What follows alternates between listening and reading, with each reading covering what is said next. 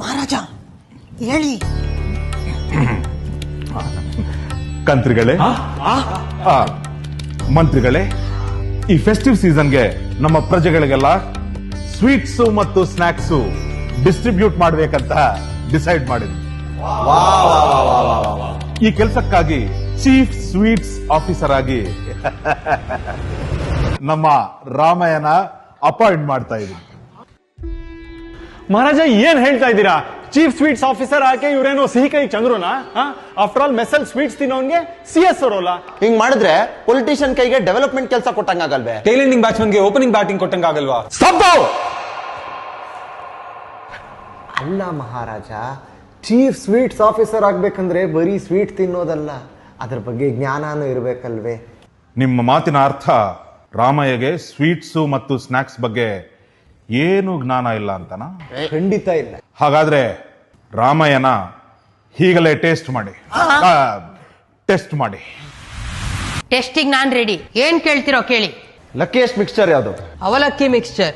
Software engineer favourite snacks? ಕೋಡ್ಬೇಳೆ. ದುಡ್ಡು ಉಳಿಸುವ ಸ್ನಾಕ್ಸ್? ಖಾರ ಸೇವ್. ಮಹಾರಾಜ ನಿಮ್ಗೆ ಕೊಡ್ತಾರೋ ಸಂಬಳ?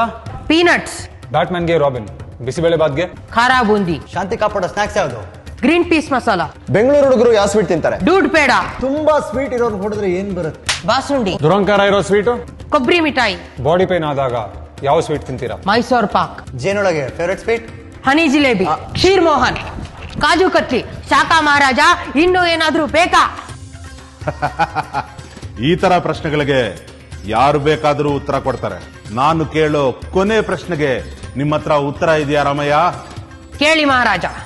ಇಡೀ ಜಗತ್ತಲ್ಲಿ ಸ್ವೀಟೆಸ್ಟ್ ಸ್ವೀಟ್ ಯಾವುದು? ನೀವೇ ಮಹಾರಾಜ. ಅದು ಹೇಗೆ? ಬಾದುಷಾ. ಅದ್ಭುತ ರಾಮಯ್ಯ.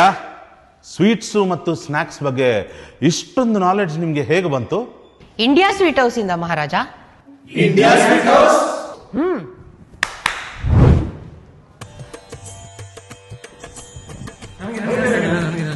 ಎಲ್ಲರಿಗೂ ಕೊಡ್ತೀನಿ.